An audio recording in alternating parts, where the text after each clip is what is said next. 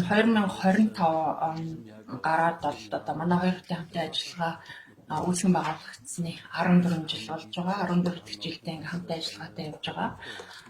Тэгээд энэ 14 жилийн хугацаанд гэх юм бол бид нар хамтраад маш олон төслүүдийг амжилттай хэрэгжүүлсэн байгаа.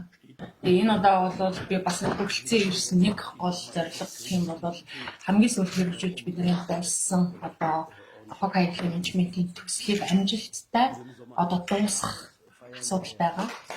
Өшөөнийг одоо ярилцах чухал зүйл гэвэл мэдээж эрэхтэй манай сургалтын төвийн одоо газрын асуудал.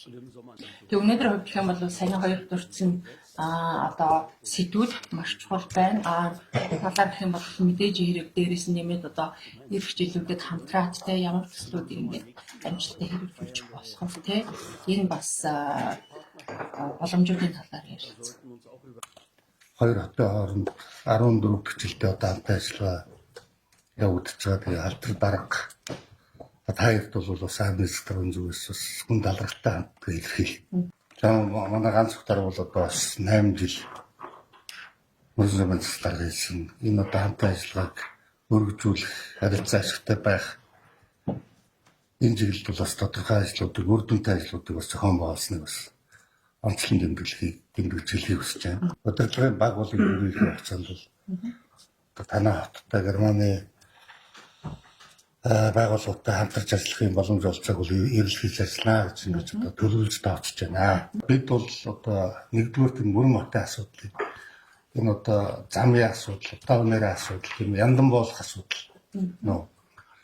Тэгээд энэ бас нэмэн өртөгчин гэсэн за ер нь бол одоо таавал мэдж байгаа Өсгөл аймагт Монгол улсын веб модны одоо модны нөөцийн бол 33.5 орчим хувь эзэлдэг.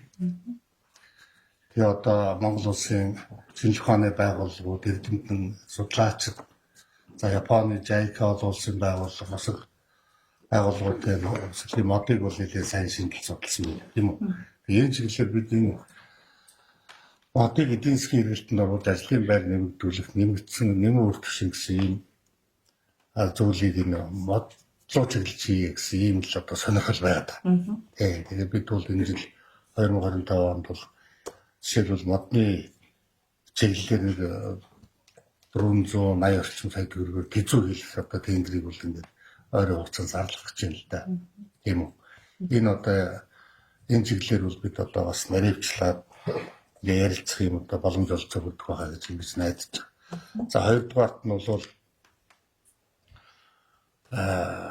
ялангуяа энэ залуучуудыг үр дүнтэй тийм үү одоо коллежийн залуучуудыг одоо Германд аваачиж сургах тэгээ тодорхой хэмжээний одоо Германы бизнесийн одоо ажил аргачлалуудыг энэ мөрөнд Өсгөл аймагт одоо сурж нотгшуулах ажлыг зохион байгуулж үр дүнтэй энэ ажлыг зохион байгуулах зүйтэй гэж одоо сайн мэдрэмж зүйлсэн гэж харж байгаа. Тэгээд 2026 онд одоо хоёр хотын хамтын ажиллагааны 15 жилийн болно.